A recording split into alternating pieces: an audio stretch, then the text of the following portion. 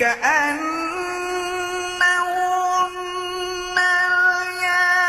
الياقوت والمرجان فبأي آلاء ربكما تكذبان